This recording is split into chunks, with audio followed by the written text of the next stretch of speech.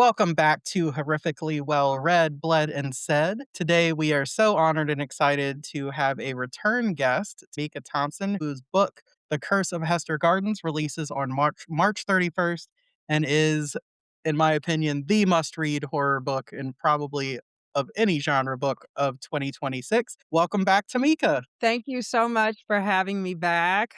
I'm so excited to be here with you guys. When you were teasing us last time That's what I was about to say. about that, I was just like, we gotta read this. Yeah, And I will tell you that your book lived up to everything that I hoped it would be and way, way, way more. Adam read it before me, and like he said, he was like, this is gonna be the number one book of the year. Like it yeah. should be. I'm gonna say I was so happy I read this book before anyone. I finished this book probably the last 100 pages or so before anyone else had woken up Ah, in the house on the weekend.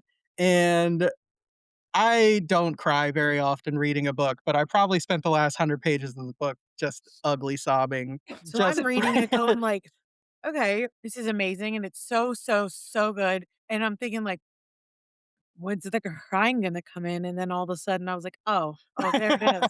I mean, it is a I felt, Tamika, like this could be a classic. Like it could it be is, yeah. required reading in a classroom. You could teach it in college classes, Hmm. write essays about it and the depth. I mean, it is a level of study of sociology of race and class and intersection, violence, genetic trauma, ACE scores. I mean, you could go into so many things, religious stuff. I mean, it's just, and at the same time, it's scary and entertaining as hell. Thank you, you guys.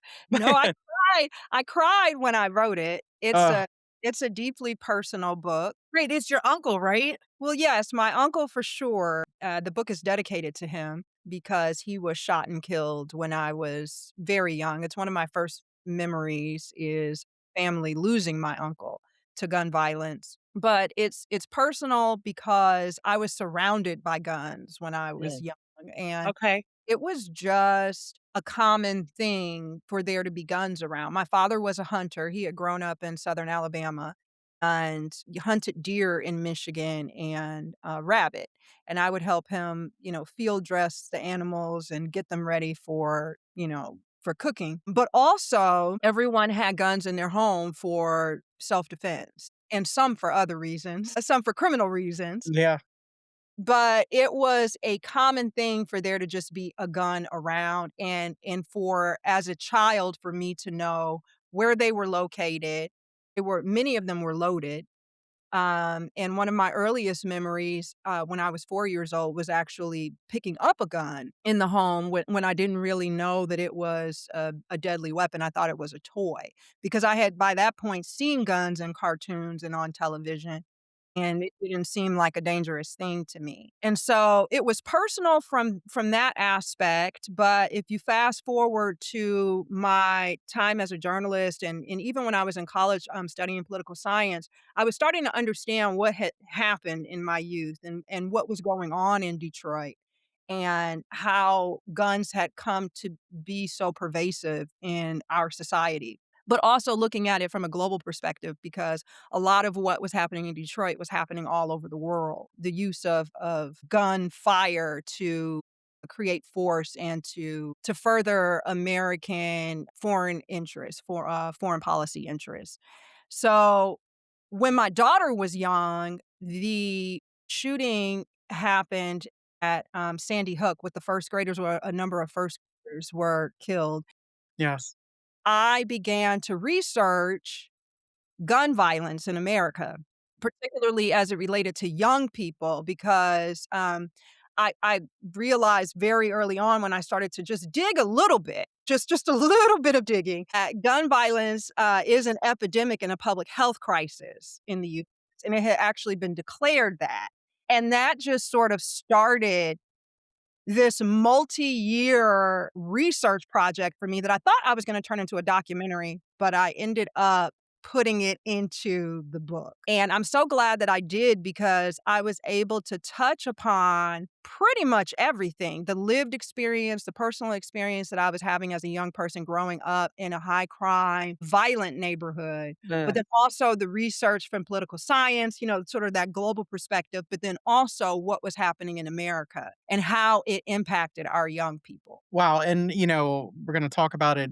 I think some of that comes through in a character that is a journalist in the book. And then also, I just wanted to, before we dive in any further, say that, this title, The Curse of Hester Gardens, like, Hester Gardens is the housing project where these people live and where most of the action of the book takes place. And the fact that The Curse of Hester Gardens can mean and means so many different things within this book, and there's so much going on just from that.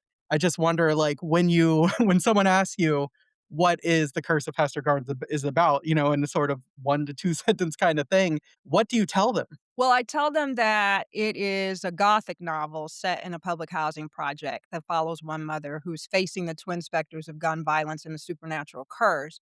But it's much bigger than that Mhm. because it's really tackling intergenerational issues like poverty, poor education, lack of resources and money. I think one of the things that comes across with a character here when they are going to, visit their grandfather. It's a very small moment in here that I think a lot of people will miss it, but one of the characters has a boyfriend. Kiki has a boyfriend who does not live in Hester Gardens. He actually lives out in a suburb. He has pretty well-to-do parents, and she meets this boyfriend because he goes to the local hospital, Medford Hospital, but everyone calls it Deadford because the healthcare is so poor there. He goes to visit this grandfather there. And so there's a question in that because the grandfather is at this really poor hospital. This hospital that's called Deadford because, people go in and they don't come out, right? For very routine things that people Yeah. would survive in other hospitals. But you have these, fairly wealthy, well-to-do parents of this boy who ends up dating Kiki. And the question is, why is this patriarch of this family at this hospital when the children and the grandchildren are actually living in relative comfort? And the answer to that is for a lot of African American people, we are having to start over every generation. A lot of times nothing has been passed down to us because it's either been taken from the previous generation or the previous generation has had to struggle so much to survive that they don't have anything to pass on. And so we are recreating wealth every single, even if we get wealth, right? Yeah. We may not. But we are recreating our resources every generation. So you cannot assume that if those parents are living in comfort, that that grandparent also is. And if he passes away, he may not have anything to pass on. And it was a very small nugget. And there are so many nuggets within this, but I think it speaks to how expensive it is to be poor. And that's what Oh these my people god, are that's facing. amazing how expensive it is to be poor, that Mhm. right there. They're being preyed upon in every way. I mean, they're going to the plasma center to give blood in order to get some cash to do the things that they need. The church, pastor, this character that Nona is having this affair with, he really does love her and he really is in love with her. But he and the church represent so much predation on this community in the fact that this church is extracting money from people who really don't have it to build their own wealth. And in order for them to have this church community, there's so much pressure on them to pay tithes and offerings. And there are multiple services, church services every day, Yeah. or every Sunday. So, you got the 8 o'clock service, the 10 o'clock service, you got the 2 p.m. service, you got your Bible study on Wednesday. And at each one, there's a collection taken. And people are having to pay tithes and offerings. And that's how this church becomes this mega church and why they have so much wealth in the face of this poverty that's surrounding them. And so everything that touches the lives of the people that are in Hester Gardens costs them. The education is poor, the housing is killing them, literally. And it is Gothic because it is not maintained. Even when they call the housing authority and say, "Hey, we have rodents. Hey, we have leaks. We have mold. The toilet, the sewer is backing up into our home." Nothing comes of it. And they are just forced to live in these conditions that are costing them their health, and they have no resources. And the resources that they do have are resources that they have gotten from within the community that they have shared with one another and they have built themselves. Yeah, that's amazing, and it's funny, like, as you mentioned some of these things, because 'cause I'm reading well, I just finished Original Sins by Eve Ewing, which looks at the educational system and the way that it was built specifically to cause some of these things that are happening in Black and Indigenous communities specifically. I'm also reading the works of Carter G. Woodson right now, especially The Miseducation of the Negro, and, like, what you're describing, with the church is what he was describing in the '30s was the Yes. same thing that was happening, as well as in the education system and the fact and doctors and all this kind of stuff. So to say, this is, I'm sure since the beginning of this country, but to see it documented for 100 years now that this is the case that it's happening. When you talk about that generationally, it's like both of these authors talk about how when you're told that's what it's supposed to be and that's what it's like, it's really hard to not internalize that, right? Right. And I think a point that this book makes and the works that you mentioned is that what happens to marginalized people really can happen to anyone in this country. And I think that that is the point with this book that I hope people walk away with is that this community of Hester Gardens is really a stand in for communities across the country, not just so-called urban areas, but really everywhere. When I talked about it being an epidemic and a public health crisis, it's because when I was doing the research, I was seeing that the so-called inner city violence, the inner city gun violence was a microcosm for everything. And it was sort of like a first wave. And so we have seen since that time that it's not just inner city, so-called urban areas, gang violence that is causing these gun deaths and injuries, that it's really across the board, across all socioeconomic backgrounds. And so we have a situation now where school shootings, mass shootings, suicide, and gun homicide by so-called inner city gang or whatever are placed in these different categories, but it all amounts to the same thing.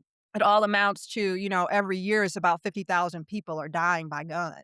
And that every day, you have over 100 people every day dying by gun violence. That's a death every 11 minutes in this country. And so we can look at this community and we can see it happening in Hester Gardens, but I think everyone really has to take a step back and see that this is all of us. This is, it doesn't matter if you're in a so-called safe neighborhood, there's really no such thing. We don't live in a place where any of us can really consider ourselves safe from guns. Yeah, and we talked a little bit the last time after certain events that had occurred in this country where people that maybe thought that they did not have to, wealthy, whatever you want to call it, white people thinking, I don't have to worry about being a victim of gun violence. And now Charlie Kirk was assassinated. It's like, well, that's not supposed to happen. It's like, oh, now you have to look at it. We kind of talked about that a little bit last time. And since then, the events that have happened in Minnesota, one of the themes of people talking about it was this is not the America that I know. This is not how it's supposed to happen. And, the thing is, this is exactly the It's been America the as it America has for been. many, many, many people. Yeah. So, like, again, it's like that kind of thing that when you're talking about this like public health crisis, we're watching it expand and people to realize it like in real time, right? I think it's so interesting that you bring up Minneapolis because I think the thing that really stood out for me with Minneapolis is that what we were seeing with people being shot to death by law enforcement is that so much of people of color, but specifically Black people being shot to death by unarmed, by the way, unarmed Black people being shot to death by law enforcement had been seen as a singular issue. And I think that that sort of plays into this idea about gun violence is that the shooter can a civilian or it could be someone who is a sworn officer or someone that is representing the state because we have given that power over to law enforcement to, for the idea that they are protecting people, but they're only protecting certain people and it's not consistent and it can change. And so I think this idea that everyone had in their head that like, "Oh, well, it was just, they were only shooting or the only people who were really, were people who were criminals or people who were doing something wrong." The other thing that stood out for me in Minneapolis was the way that the victims of the shootings were maligned Yes. by the government and were made to seem as if they were terrorists or they were criminals or Yes. they're doing something other than Yes. peacefully protesting, and that is exactly what has happened to marginalized people, specifically Black people, after they Every time. every They time. look for the dirtiest possible, like, and it just, I'm gonna start with, Renee Nicole Good first, since it happened first, but the clip that was going around of Jesse Waters just saying, a lesbian, a so-called self-poet, and then the threats that happened to her child's school and everything, and then with, you look at, Preddy and you think, "Okay, what are they gonna say?" It's like that he checks, like, every box that you could say, like, "What could you possibly malign him about?" But yet they still could, and they still did, and, it's bad when, like, the NRA's like, "No, actually, they were, like, living the Second Amendment rights, and that's what you guys all ask for," and then when someone does it, you still turn it, but, then they found that footage where they're like, "Well, he was kicking a car." It's like, there's just this victimization of anybody that does anything wrong, or not victimization, but this, what am I looking at? A criminalization of Yes. anybody that does anything wrong, and just how they just, they take away the humanity of the person. They invalidate any, it's almost like, and this is a really shitty comparison, but it's one that has been in our lives for a long time. Adam and I both have parents that are very evangelical Christian and whatever, and they could be doing the shittiest things to us, and we'll be like, "Oh my god, like that was so fucking rude." If we said, and they'd be like, "Oh, swore. Now you're wrong. Right. You are wrong." It's You're like just you, as wrong or more yep, wrong. and it takes all the power out of, and I feel like that's what happens with Black and brown people or people of in general, and now in this case, and it was just, how do you make someone just a piece of shit? Or, And what's interesting about that to me is, as we start the Curse of Hester Gardens, Nona's oldest son, if you knew him, fits that, right? Like this was such a such a good good kid. person because of the way that they died. It was Where immediate they died. became a whole different narrative that it's like anyone that knows him knows that this is not who that person is, but it just becomes, oh, this is another of that kind of shooting, right? Well, that's why I think it's so important for me to have a gang in the book, and why it was important for me to talk about gang violence because when I was in graduate school at the University of Southern California, I was studying journalism. That's where I got my master's, and our beat was Inglewood. And within Inglewood, I talked to a number of gang members, and these were at the time Bloods and Crips. And I also talked to some, so-called Latin gangs who were in the area around, and I was just kind of interviewing them just to understand gang culture and to understand the work that some of them were doing to create truces between the gangs, and they were doing some really. I thought amazing work at the time. Real diplomacy. We think about global diplomacy, but they were doing real diplomacy. But one of the things that came up was that they had all had really awful childhoods and had suffered a lot of trauma and a lot of pain when they were young. They had been victimized or they had seen someone else who had been victimized. And so it was important for me to put the gang in for two reasons. Number one was to show that in this country, if we can associate any sort of killing with the gang, we can then write it off and turn away from it. We can say, "Oh, well, that one was gang related." And then we don't have to think about it anymore because it won't impact us because we're not in a gang and we don't live near a gang. And that's just what happens in those neighborhoods that have gangs. But secondly, I wanted to humanize the gang members. And the reason is because in the research, the thing that was the most surprising to me, but I think is the real takeaway, is that when you looked at gang members, active gang members, and you looked at mass shooters and school shooters and people who were committing homicides that were not related to a gang of someone that they knew, before they ever picked up a gun across the board, all of these people had suffered trauma. So that those things that those gang members were saying to me were the same for the mass shooters and the school shooters and the people who commit homicide that is not gang related or affiliated. And when I started to talk to the experts in my research, that was the one thing across the board that we could solve for. I think that this gang, this sort of idea of the gang and how we think, oh, those are criminals, they really give us so much insight into violence that is perpetrated by pretty much everyone else who's young, that the conditions are not there for them to not pick up the gun, that the conditions are actually leading them to the gun. And that's why Peter, the leader of the gang, I thought was such an important character because when you see him in the prologue at the beginning of the book, he's such a young, sweet boy. And he just loves Kendall. He loves Marcus and Lance. He loves Nona. He adores his grandmother. He's got his entire future ahead of him. But then when you see him later in the book, he's almost like a villain. Mhm. He is the leader of the gang, and he's so angry, and he's so hateful, and he's so violent. And so you have to ask yourself, how did Peter go from that sweet boy to this very violent young man? And the clues were there with the so-called gang. The clues are there if you look at these mass shooters and these school shooters. What happened to them when they were young?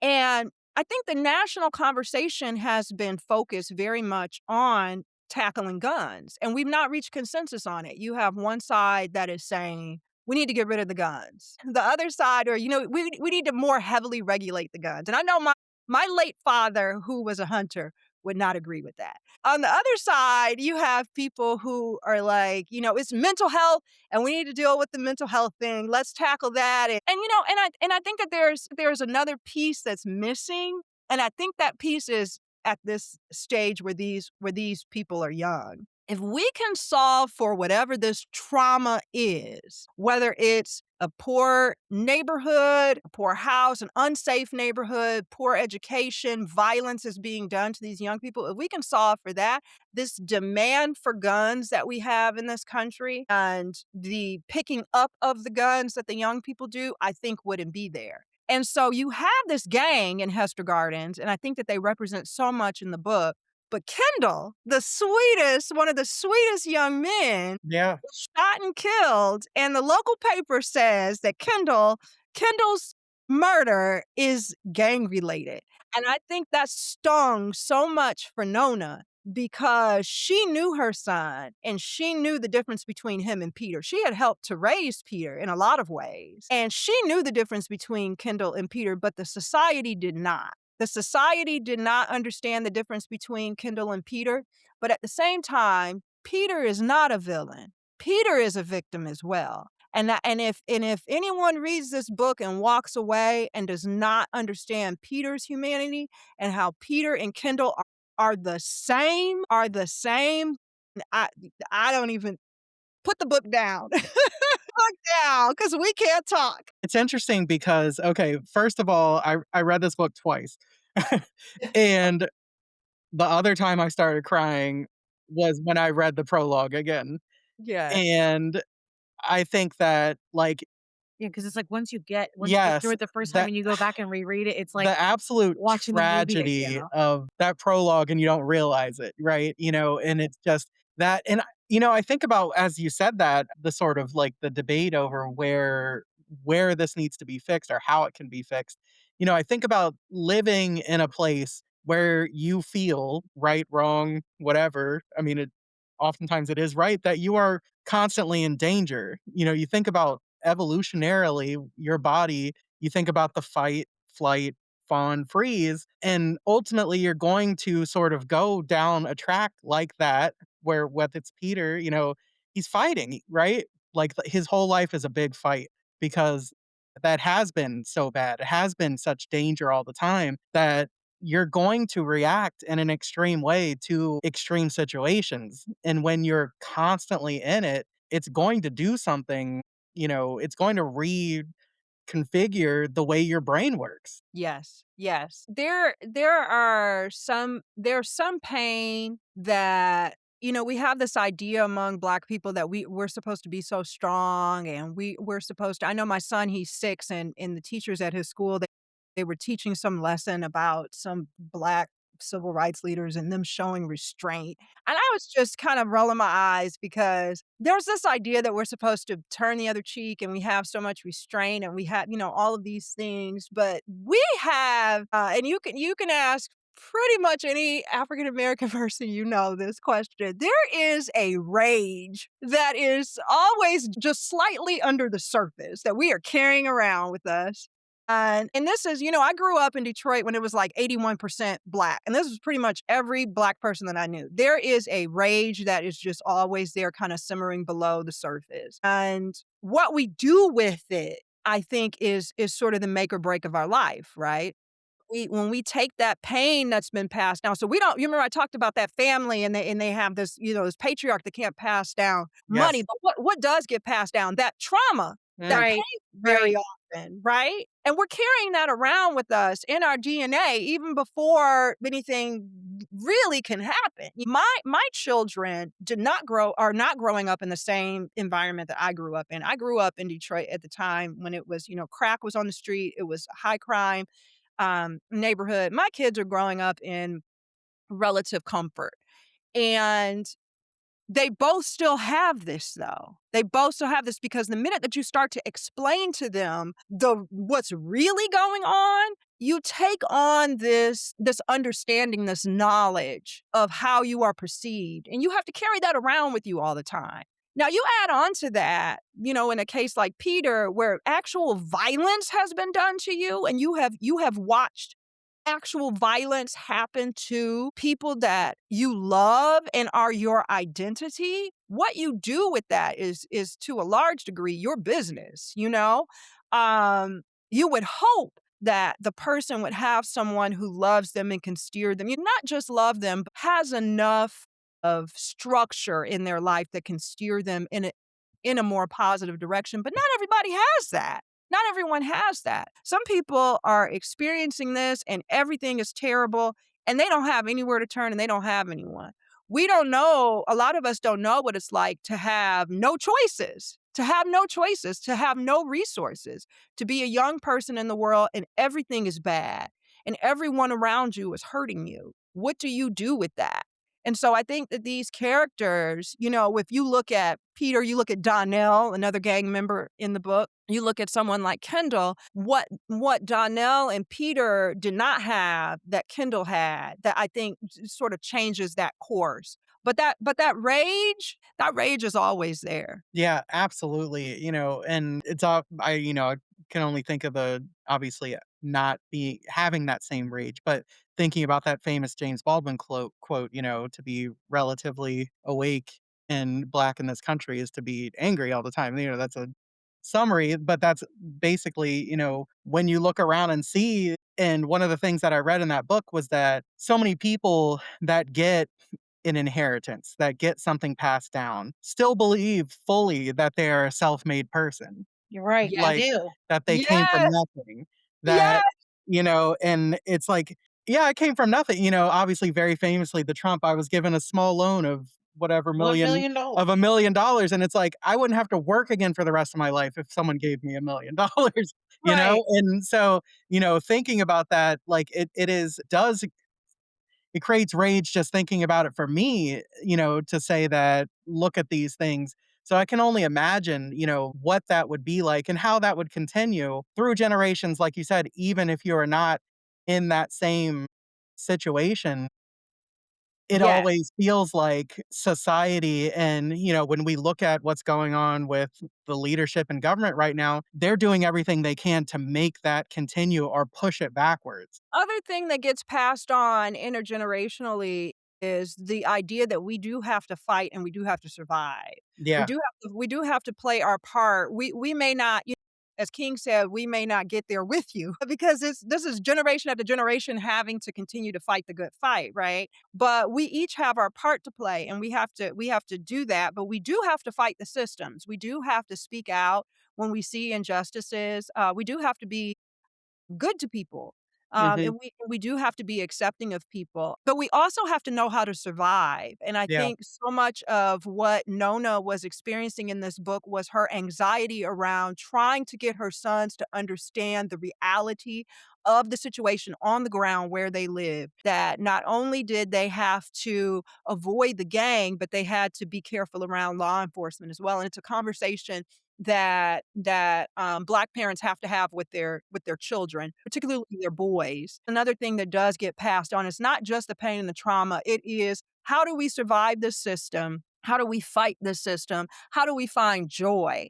There is a lot of joy in The Curse of Hester Gardens, even though it is a very heavy book. The people in the community love one another and they do know how to celebrate when things are good, and they do know how to experience joy and pleasure within their life. Yeah, and it's really interesting because you brought up 2 things. I wanted to say I just, read Huey P. Newton's Revolutionary Suicide, and it was interesting to see that what really was fought upon by the outside, by the oppressors, by the police, all that kind of stuff, what they really hated was when the Black Panthers started doing things like the free breakfast and different schools and things. When they started creating systems for things that weren't working and they were trying to create something that did work so that it wasn't relied upon these other people, that's what truly becomes a threat to these other people, to these people that are trying to keep, certain systems in place. And so it's interesting that you talk about like within this community, like how they're trying to do that too. And oftentimes that's when something will happen to stop that. It's interesting that you mentioned the Black Panther Party because in the book, I don't bring it out because the book would have been too long. And I think that I may explore it in another book. But the Hester Boys, which is the gang in Hester Gardens, has a rival, which is the Dempsey Boys and Yeah. Dempsey Woods, which is the other public housing project, which Nona actually grew up in, that's on the other side of Medford. And that other gang keeps coming up within this book because they're like, "Oh, well, maybe all these things that are happening are the Dempsey Boys," and Nona keeps going back to this idea that, "No, it's not them, they're not that type of gang." Mm, And the reason why I have that in there is because the Dempsey Boys have made a transition from being like the Hester Boys, but more like an early Black Panther Party, where they are interested in making sure that the people within their community are having resources or and the reality is that that's what gangs do a lot of the times. I know we have our popular culture view of gangs, but gangs very often have intelligence, street justice. Loans will make loans or grants to people in the community who need it. They also offer a form of structure and family that might not be present either. Exactly, exactly. So, and just like giving somebody a ride when their car breaks down, yeah. it sounds like, but these are things that are the make or break in people's lives. And this gang was actually turning to be more positive. And you see that over the course of the book, Dempsey Woods, that housing project, somehow they decided to close that one down. And so it goes back to your point that anytime there is something that is built or there's some sort of structure or something that is moving in the positive direction, the dominant culture will come in and destroy it. And Dempsey Woods and the Dempsey Boys sort of represent that in a very small way within this book. But I think I might need to explore it in a future book. To read more about that because Yeah.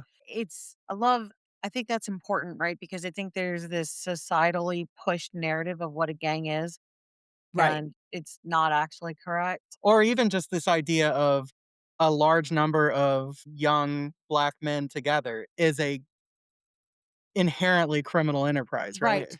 And I was just gonna say, like, Autumn's done a lot more reading than I have, but one of the books that I read this year that I caught up from was the new Jim Crow, and it was the 10-year, like, mark that she was writing after that, Yes. and the conversation about how many people are tagged in these systems that are just set up to just keep people the amount of people that our system has set up to criminalize and the laws that are in place for that. And then it talked a lot about how there's shame like within the community that isn't really talked about because you don't want to like talk poorly about your family member, but like a lot of people are going through it. And I walked away from that book with like high blood pressure in my ears and incredibly sad. And just even for things that are supposed to be petitioned and like we're taken to courts and just the injustices set throughout.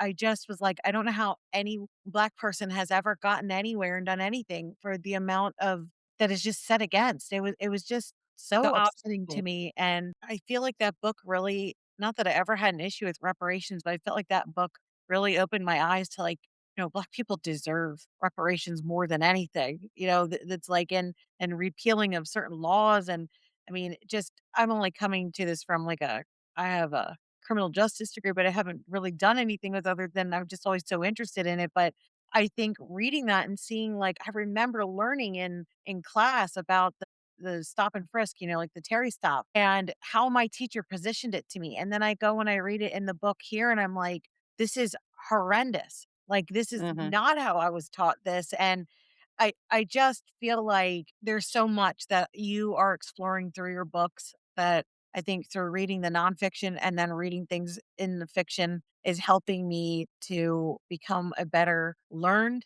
and better advocate and just understanding what is so set up and just even how minimal my life is that if I really didn't do anything, I really wouldn't where I live, I really wouldn't intersect with anyone really with personal color, I just Yeah. ever. Yeah. The new Jim Crow is definitely required reading. I think everyone should read that to kind of understand how this, the country is really set up because, as I said earlier, what happens to us can happen to anyone. And we're seeing that play out.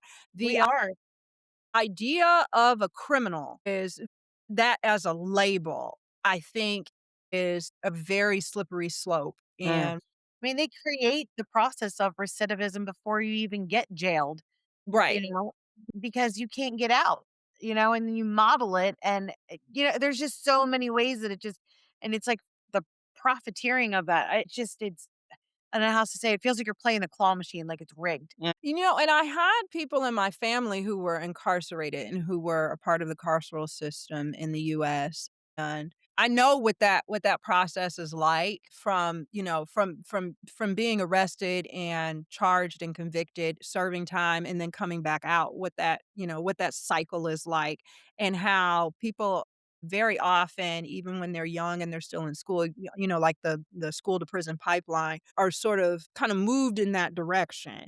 But what ends up happening is that we as a society, we like to label people as criminal, right? We like to put this sort of idea of what a criminal is onto people so that we can dismiss that person's humanity.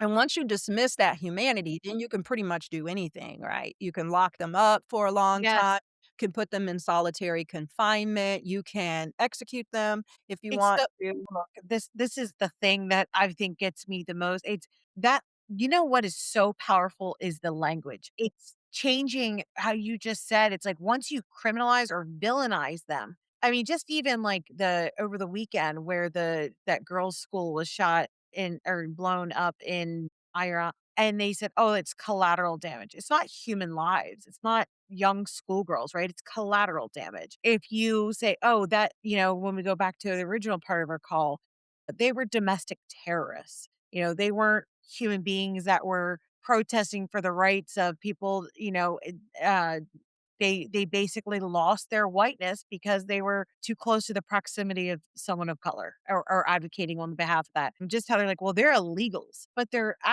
human beings. And just how people are finally having the conversation of, I don't know what you're talking about, an illegal alien. There's no aliens here. That's a person. But it is so fascinating to me how powerful language can be, where it's okay to do this because they're an illegal, you And know? it's purposeful.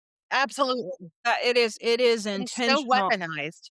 It is done for that express purpose. And so I highlight these things because I want people to see them, because we cannot challenge the language until we understand that the language is problematic. And I think people are only starting to see that because we did not push back against what was happening to marginalized people, that we have gotten too far away from being able to push back. We have made it harder for us to mount a resistance to what is going on because we have allowed it to get so far. We thought it was okay because we applied these labels to people, and it was only happening to them, and it was not happening to us. And so if it's only happening to Black people or it's only happening to Latinx people, then it doesn't really affect us. And it's like the reality is, if you can call that person a criminal, we can also call you a criminal. If we can take this person's rights away, we can also do that to you. The reality is that if we have compassion for all people, then we can't get into this situation to begin with. Is because we lack the compassion for people. We lack it. And so that is how we have ended up where we are. And, I have to say, in some of my private conversations with people who are African American, we're just kind of like, well, Yeah. there's not much we can do at this point because we have been saying this for the longest time. Like, and it's not to cast aspersions on anyone, it's not to make people feel bad, but it's like we kind of already have been saying this, and so we can't really say too much more. Like, the evidence is already there. We've done the research, we've studied this, we've put out reports, we've got statistics. You can't say you didn't know it was coming. Like, we even told you that it was coming before it came. And so now we're here. And we're kind of far removed from that early resistance that we could have had, where you could have Yeah. stopped before it got this bad. But it's just because that compassion, that humanity, is not there. And the reality is that the racism specifically has the potential to really mess this country up and to destroy it. And until we face that, we're really in a precarious situation. Another book I wanna recommend is When Racism Hurts Everyone, and I feel like we're finally starting to See that. I guess what I wanna say to this is, it's such a hard lesson to, I guess, teach someone when you're saying, I gave you all these facts, I gave you all these figures, I gave you, you've seen it again and again. I mean, all this stuff happened, very close to where this happened with George Floyd. It's like, what else do you possibly have to say Well, it's funny because I until it's like, "Oh, I get it now." And I don't know what the answer is.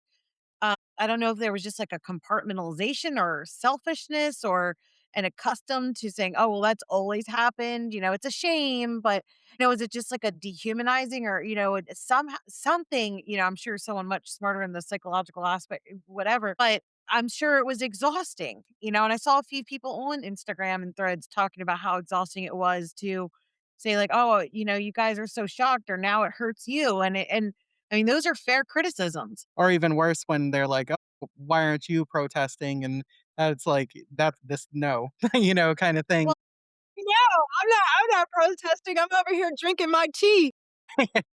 Yeah, but even so, I mean, Keith Porter, it happened right at the same time, but his name's still not said in the same Yeah. amount. Well, Right. it's funny because I played the song, I don't know if you ever heard it, it's "Thieves in the Night" by Black Star, and I'm like, "Wow, it really describes what's going on right now, right?" Like, "Oh, by the way, this song is from 1998." Right.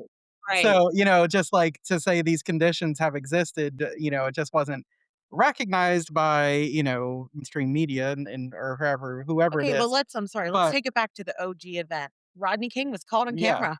How and they got off. they got off. I mean, that was a awful, Yeah. merciless. But I think the only thing people think about are the riots then, right? That's goes back to the you said the F word. Yep. Yes. Well, to go back and, to think about back into the book, like, I think that what's really interesting is, going back to these members of the gang, Peter is violent, or he is, he if there is a human villain in the book, it would be Peter, kind of. But like you said, he's also a victim. He's also a loving and sweet father, right? Yes. And I Yep. forget the other character, but he is a gang member and all these things, but he also escorts his sister to and from work every single day, right? Yes. And it's Yes. like these aren't bad people. It's like, to do those things and to be that, you can't be. We try to paint this picture of someone is always this and always that, and I think that's why this book is so emotionally effective, because the humanity in every single person in every single apartment in Hester Gardens is a full human being. And sometimes you might not agree with the things that they do, but you're always going to kind of understand it when you understand their humanity, right? My uncle who was killed was labeled a criminal, and he participated in activity that was labeled by this country as criminal activity, specifically related to drugs. And he was not the only member in my family. He was one who was killed, but I had others who were incarcerated, and they were traffickers of drugs. And my uncle and all the members of my family were deeply loved, and they were very loving, in addition to doing these acts that were deemed by this country to be illegal. And that's where that comes from in the book, is because I know that full humanity. I know what that is, to have someone who, is being arrested, is being thrown in prison, is involved in illegal activity, but you love this person. This was my mother's brother, and he was 2 years older than my mother and my aunt. My mother is a twin, and they loved him so deeply, and my grandmother loved him so deeply, and everyone in my family did. And to this day, if you talk to my mother about her brother, she will tear up because she loved her brother. And these are people, and this label that we apply to them, this criminal, this gangster, like all of these things, but to their family and to the people who love them, he was my Uncle Larry. And I know that he had a good heart. And I know that a lot of terrible things also happened to him before he ever, went into illegal activity. The other family members that I had, same thing. They didn't just wake up one day and decide that they wanted to have a heroin trafficking ring. No one does.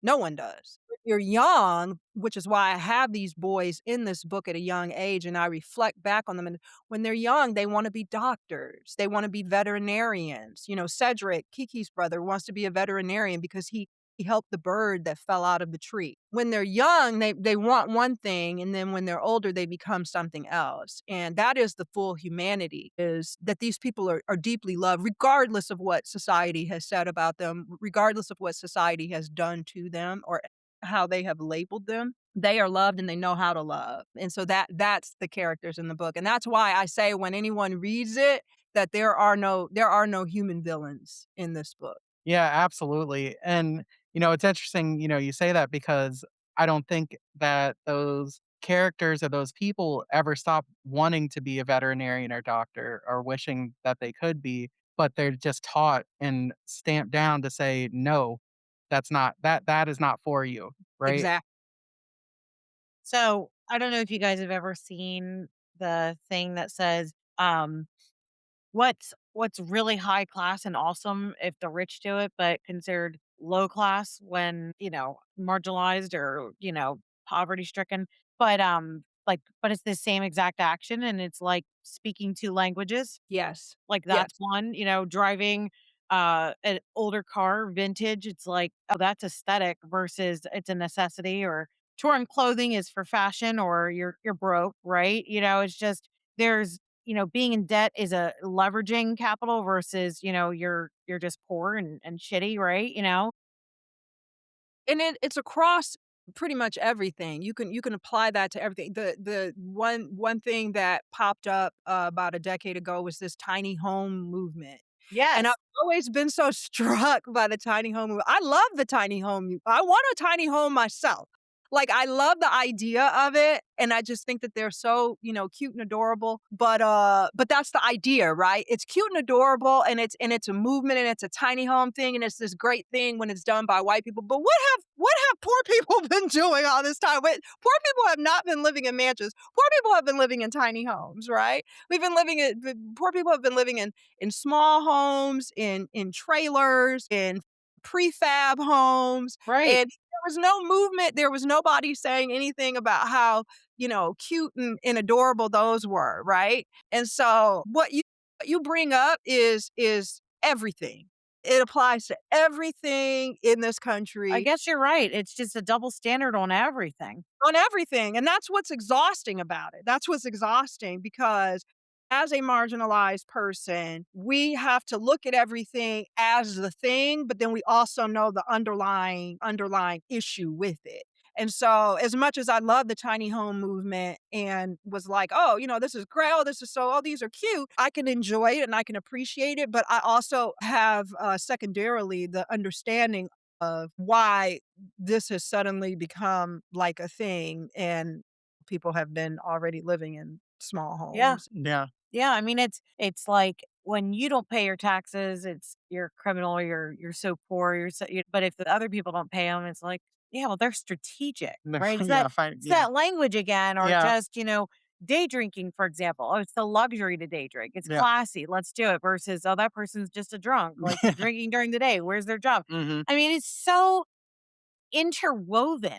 And I don't even think we stop. And I think that's what I mean. I read several different books this since everything's been happening in Minnesota and I think the biggest takeaway that I learned is it's lifelong learning. It's just never gonna stop learning about this because every time I think I've learned enough, I realize how interwoven everything is. And then, Adam, you sharing just how even how you walk down the hallway and in schools is, The militarization of education, to keep people literally in line, right? Like, it's being taught, like, when you leave here, you're supposed to be you're supposed to do these menial tasks. You're supposed to do, what you've been told, the when dumbing down someone of tells food with, yeah. home economics. I mean, And it just you don't even realize how much everything is affected. schools have, what they call school resource officers Mm, Right, that are, officers that are in the schools. And a lot of times that is the first interaction that a young person will have with law enforcement. And that's the first time that they will be brought into the school to prison pipeline. You have to ask yourself why the officers are there. Why has school been set up in a way that we need to have police officers on campus? And so it's pervasive, but I think the thing about this book, the thing that I want everyone to ask themselves is what kind of country do we really want to have? yeah. And I think that we can have that conversation. I think we're at a point now where so much has happened in the last, decade, I'd say, that we can really start to ask ourselves, what kind of country do we want to have? Do we want a country that has safe neighborhoods and unsafe neighborhoods? right. Do we want a country where guns are so pervasive? Half of the people in the country have guns and a lot of them are not locked and, are just there and readily available for young people to have access to them. Not to say that we take away the guns, but, what do we really want for ourselves? Do we want a society where do we want the melting pot? Do we want that? That, this do we want what do we want this American dream to be? Do we want to get rid of the American dream? Do we wanna have some other dream? Do we wanna have new dreams? I think we have Yes. to Yes, ask we do. ourselves what we really want and what we are willing to do to get it. And I don't I think think you mentioned the American dream, and it's funny because I saw something online the other day that said, younger millennials and Gen Z, it's like they can't be manipulated by the government in the same way because they don't own anything.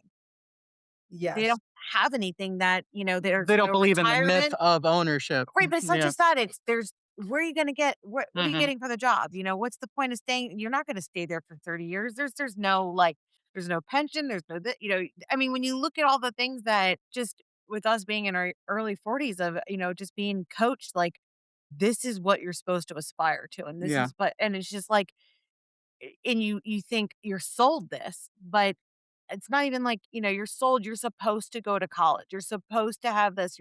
Depending on how you were brought up or what you're supposed to do, right? And now, we're looking at how well blue collar does make plenty of money and they are skilled in certain ways like this. And it is harder for white collar people to get a job right now because it's just, with the changes that are happening there. And is home ownership really the goal overall? Is it, or you're being locked into something? And it's just, I think that this conversation is when you say, like, should we look at our goals and do we want the same thing? Should we maybe make new goals? Maybe it is. It's just even how, I remember saying this even to my mom as a young girl of why does healthcare have to be tied to a job? Why do you have to work in order to have healthcare? Exactly.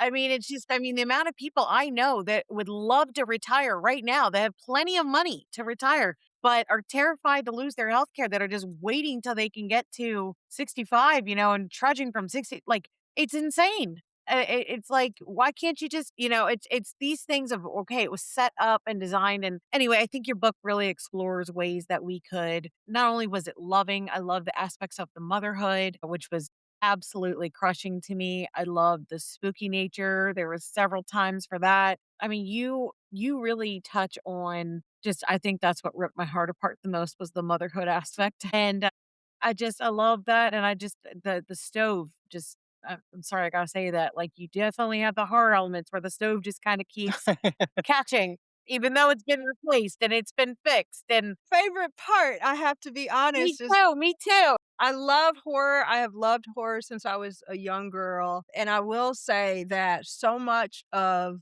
parenthood is anxiety driven, especially when you have your first child, that when they're in those younger years especially, there's just a lot of fear around, keeping them alive, Yeah. making sure that they have everything that they need, that you're doing it right, that you're doing the right way, and so she, has all of that, but then she's in the worst possible, conditions and environment to be raising them. But I think the horror elements were really my favorite part to write in this. It does get spooky. I think it speaks to not only the horror that I consumed when I was younger and continue to consume, but also the ideas that were passed down within my family of being able to see spirits Yes.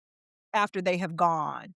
And it's interesting because particularly with my family that's in the South, a lot of them are very religious, but there's also this other aspect of their faith that is not within the confines of traditional religion in this country, a Protestant religion. And they would very often talk about being able to see spirits of their ancestors or loved ones who had passed on, like within the house, or that they were hearing voices of people in the house, or that they were able to see specters kind of like out in the distance. And there was a lot of that when I was young and growing up. I love how in Hester Gardens, you're going to see a ghost, right? Like, Yeah. that's part of it, but even the ghosts are three-dimensional, where, like, you have ghosts that are both really scary and sometimes do scary things, and they're helping people, like, and warning people of things and this kind of thing, so even that, it's very much like, when you're thinking about things being passed on and, like, all of the ghosts that are there are generally they had violent traumatic deaths, and that seems to be why they are still there. But they also are part of this community in this way of still trying to help the people that are around them. Well, that, it grew out of one of my frustrations sometimes with horror. Not all. There's a lot that I think do it really well, but sometimes I would encounter horror that had ghosts and you really didn't understand the ghost motivation. You really didn't understand why they were there or what they really wanted or what they were doing. And you didn't get a full sense of like who they were in their life and sort of the connection to the place or the person, and less so, I think, in literature and more so in film and television. But I I wanted the ghosts to have their own story, of course, but I also wanted the to make the point that I believe that the hauntings are very much tied to grief and loss. Because I don't as a person believe in ghosts, but I do believe in hauntings, and I do believe that we are haunted by our pain and our grief and our memories. And I think that that was very much happening here. Yeah, definitely, and it's all part of that same curse that's affecting both the dead and the living here in Hester Gardens. Yes. And the place itself, the idea is that they're all, I don't want to give too much away, but the idea is that they are all sort of, even though some are in time and some are out of time, but they are all pretty much in the same position. Their conditions, the condition of the living and the dead in here is not very different. Wow, now I'm gonna have to read it a third time and think about it through that one. But, the projects and the land that it's on itself, has its own story too. And, just wondering, does that come from research of just, different places? Yes. Okay. I'm so glad you asked me that. So, my mother grew up in a housing project in Detroit, and it's called the Jeffries Project. And I heard so much when I was growing up about her life there when she was young. And my grandmother was a single mom, and she became a nurse, and she eventually became a homeowner, and she had a great house. And it was the house that I used to visit when I was young, when I would visit my grandmother. But before she made it to that house, before she, lived the American dream and pulled Mhm. herself up by her own bootstraps and was able to become a homeowner, they lived in the projects. The stories that my mother told me about the projects were really positive stories about community, about love, about feeling like this place was meant for them and was such a good place. Now my mother was very young, and so I think that that colored her experience of living there, and I also believe that the Jeffries projects at that time was fairly new. Fast forward to when I was growing up, my parents owned our home, and I lived in a home in Detroit, and about a mile away was a housing project called Herman Gardens. And it very much is the inspiration for the fictional Hester Gardens. I used to visit it because we had friends and family members who lived there, but one of the things that would always come up is that people would say that Herman Gardens had ghosts in it. And so I used to hear these stories when I was young, and it was just fun to hear scary stories. Yeah. I used to hear all of these stories about Herman Gardens, but when I would go there, the place was in disrepair. It really was not a place that you would wanna visit, and so I used to think to myself, even when I was young, especially when I had gotten a little older and I was a teenager, it was like, "Well, of course this place is haunted. Look at it," you know? No one is maintaining it. No one is, the housing authority or whoever's in charge of it is not keeping it up. Like, the people here must be so miserable, like, and they weren't. They were totally fine. I went to parties there. We would have, like, barbecues. It was a real community. But as I started to do research for the book, one thing that kept coming up across the board, and I was looking at, like the Marcy projects in New York and like Cabrini Green in Chicago, was this idea of safe versus unsafe communities, and how a community of people can be deemed not worth living in a safe community. So the things that you see in Hester Gardens grew out of real things, real complaints that people had about the projects that they lived in across the country. Rodents, cockroaches, leaks, faulty appliances, things that actually caused harm to them. Mold, we think about, and then they're placed like right near the freeway, so you just think about like asthma and all of these other things that sort of impact the people who live there. But I had not seen a lot of literature, horror literature, that was set where hauntings were set in the projects. A lot of the hauntings in the Gothic work is set in places that have fallen in disrepair but have been grand at one time. And the projects were never intended to be grand. Even when they were new, they were architecturally not the place that you would necessarily want to live. Right.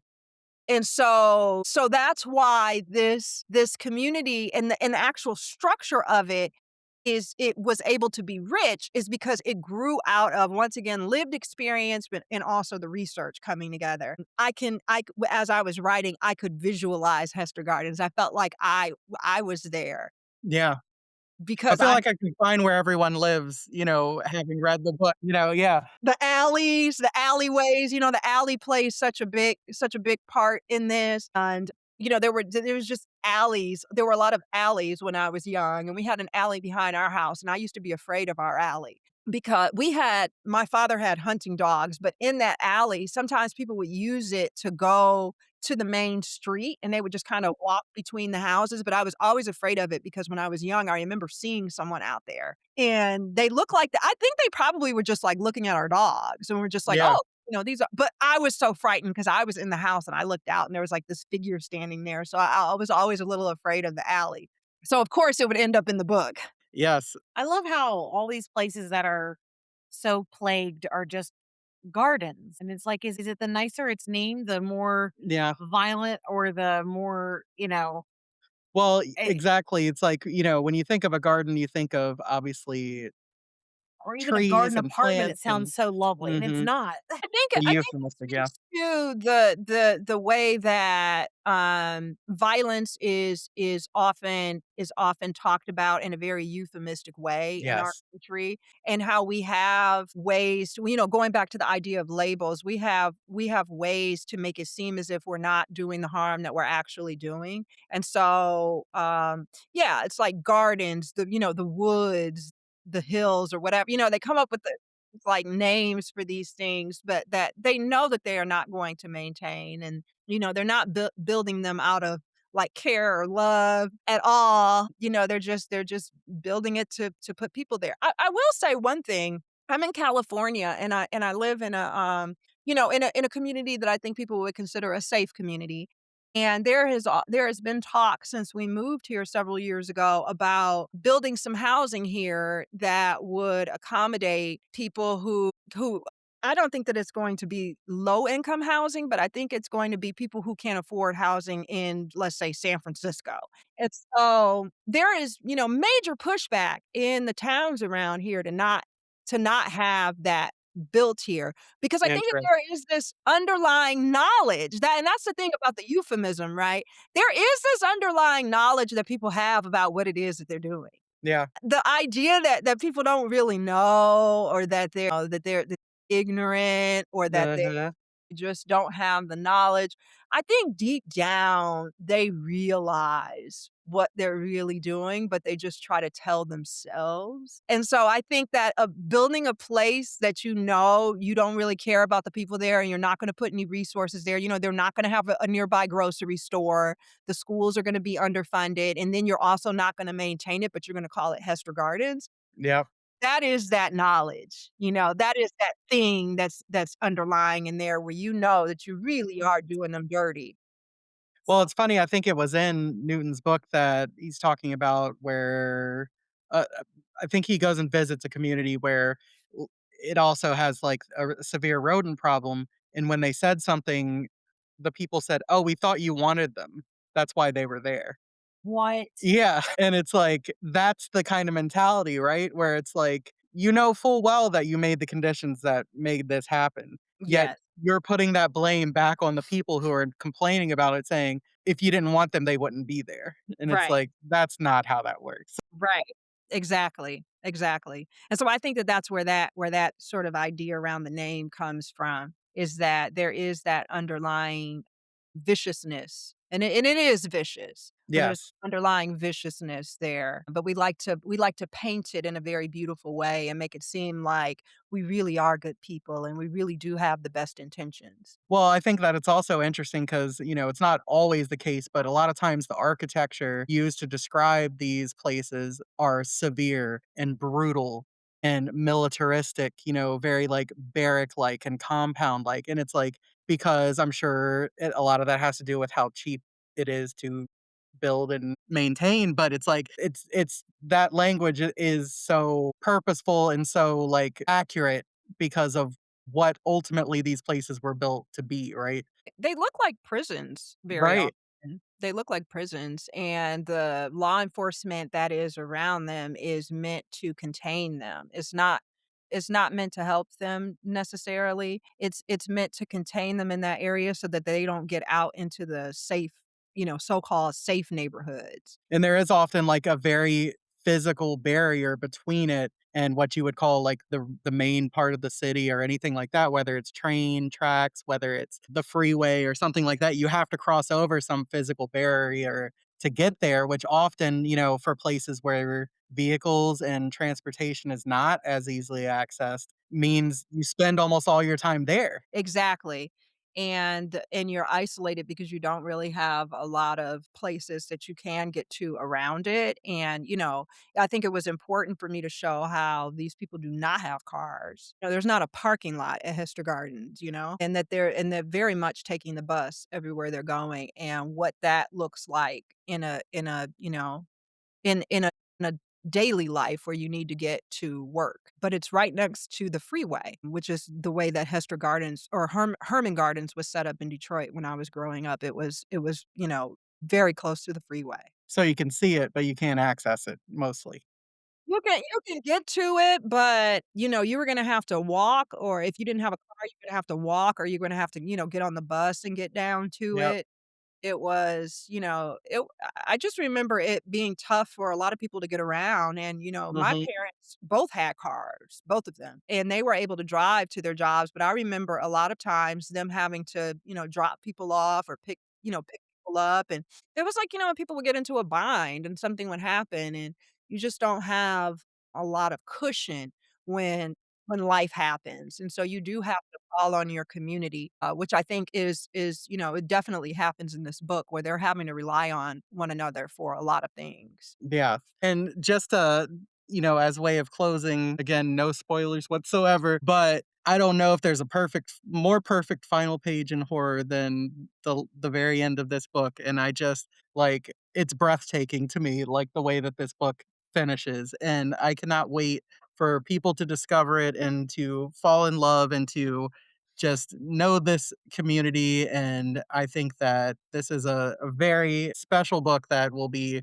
remembered many, many years in the future. And I will never stop talking and telling people to read it. Thank you so much. I mean, that means so much to me. I've written other things in the past, but this is my debut novel. Hmm. And so it's special that it's my debut, and so to have it received that way has really been wonderful because I think that people are understanding what it was I was trying to say. And as an author, that's like the biggest gift. So thank Yes. you for that.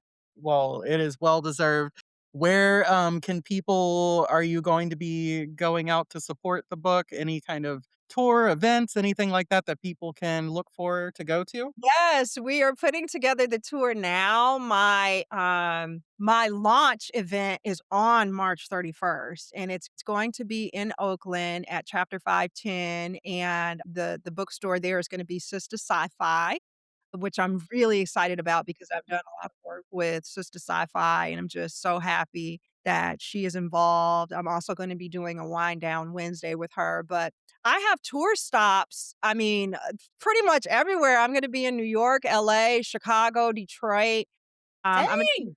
Yeah, I'm gonna be at StokerCon and the Nebulas. I'm gonna be at the Bay Area Book Festival, and I'm going around the Bay Area in the short term to have events in San Francisco and Modesto. So I'm gonna be busy. I think through probably the 4th of July, just going around, and I'm gonna see you guys at Spooktastic. Absolutely. Woo-hoo!